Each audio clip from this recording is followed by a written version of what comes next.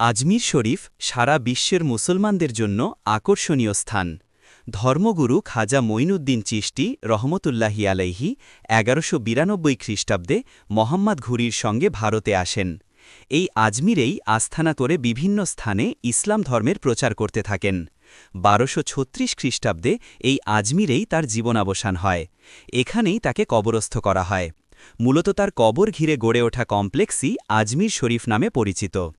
আজকে আমরা আজমির শরীফ সম্পর্কে নানা জানা অজানা তথ্যই জানব। ১১৪১ খ্রিস্টাব্দে পূর্ব পারস্যের সিস্তান রাজ্যে জন্মগ্রহণ করেন খাজা মঈনুদ্দিন চিশতি রহমতুল্লাহি আলাইহি। তার বাবার নাম সৈয়দ গিয়াসালদিন। পারস্য বা বর্তমান ইরাকে তার শৈশব কাটে। খুব অল্প বয়সে তিনি বাবা মাকে হারান। উত্তরাধিকার সূত্রে একটি উইন্ডমিল এবং ফলের বাগান লাভ করেন তিনি। জানা যায় মঈনুদ্দিন একদিন তার বাগানে পানি দিচ্ছিলেন।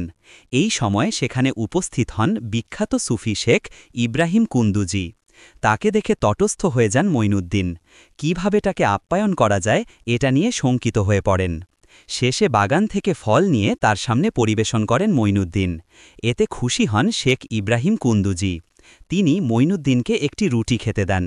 শেখ ইব্রাহিম কুন্দুজির সাথে সময় কাটানোর পর তার মনে গভীর আবেগ সৃষ্টি হয় ইসলামের প্রতি। মঈনুদ্দিন তার সব সম্পদ দান করে দেন দরিদ্রদের মাঝে। এজন্য তাকে গরিবের নওয়াজ বলা হয়। এরপর বেরিয়ে পড়েন জ্ঞান অর্জনের উদ্দেশ্যে। জ্ঞান অর্জন এবং উচ্চশিক্ষার উদ্দেশ্যে উজবেকিস্তানের বুখারায় পাড়ি জমালেন তিনি। বুখারায় এসে বিভিন্ন ওয়াজ মাহফিলে অংশ নিতে শুরু করেন তিনি। তখনকার দিনের বিশিষ্ট ইসলামিক পণ্ডিতদের কাছ থেকে ধর্মীয় শিক্ষা অর্জন করেন। তিনি সমরকন্দেও যান জ্ঞান অর্জনের জন্য। এরপর যান ইরানের নিশাপুরে। সেখানে আরেক প্রসিদ্ধ সুন্নি দরবেশ সুফি সাধক খাজা ওসমান হারুনির সংস্পর্শে আসেন। তার নিকট শিষ্যত্ব গ্রহণ করেন মঈনুদ্দিন চিশতি। প্রায় ২০ বছর খাজা ওসমান হারুনির সান্নিধ্যে থাকেন মঈনুদ্দিন। তার প্রিয় শিষ্যে পরিণত হন তিনি। এ সময় তার সাথে বিভিন্ন জায়গায় ঘুরে বেড়ান মঈনুদ্দিন। একা একাও বিভিন্ন জায়গায় ঘুরে বেড়াতেন। এ সময় তার আরও দেখা হয় বিশিষ্ট সব সুন্নি বিশেষজ্ঞ পণ্ডিত ও দার্শনিকদের সাথে। তাদের মধ্যে ছিলেন বড় পীর আব্দুল কাদের জিলানী রহমতুল্লাহি আলাইহি, আব্দুল সাইদ তাবরিজি। এর মধ্যে তিনি ইরাকের বাগদাদে বড় পীর আব্দুল কাদের জিলানীর সহচার্যে ৫৭ দিন অবস্থান করেন। বড় পীর তাকে অত্যন্ত পছন্দ করতেন। এতটাই পছন্দ করতেন যে কিছু কিছু জায়গায় খাজা মঈনুদ্দিনকে তার ভাগ্নে বলেও উল্লেখ করেন। এ সময়ে বড় পীর তাকে হিন্দুস্থানে গিয়ে ইসলাম প্রচারের নির্দেশ দেন। তিনি প্রথমে যান মক্কা, তারপর ইরাক, ইরান, আফগানিস্তান হয়ে লাহোর, পরে দিল্লি হয়ে আজমিরে বসতি স্থাপন করেন। সেখানে এসে শুরু করেন ইসলাম প্রচার। তার জ্ঞান এবং আধ্যাত্মিক ক্ষমতা দিয়ে দ্রুতই জনগণের মধ্যে প্রভাব বিস্তার শুরু করেন। খাজা মঈনুদ্দিনের সদয় আর নম্র ব্যবহার স্থানীয়দের মন ছুঁয়ে যায়। ইসলামের নীতি আর মঈনুদ্দিনের প্রভাবে অনেকেই ইসলাম ধর্ম গ্রহণ করা শুরু করেন। এ সময়ের অনেক ঘটনার কথা জানা যায় যা ব্যাখ্যাতীত। যেমন একদিন খাজা মঈনুদ্দিন চিশতি রহমতুল্লাহি আলাইহির এক অনুসারী তার কাছে অভিযোগ করেন রাজ্যপাল তাকে নিদারুণ হয়রানির শিকার করেছেন এবং রাজ্য থেকে নির্বাসনে পাঠিয়ে দিয়েছেন। ইসলাম গ্রহণের কারণে অনেকেই এমন অত্যাচারের শিকার হতেন। দরিদ্র লোকটির যাওয়ার মতো কোনো জায়গা ছিল না।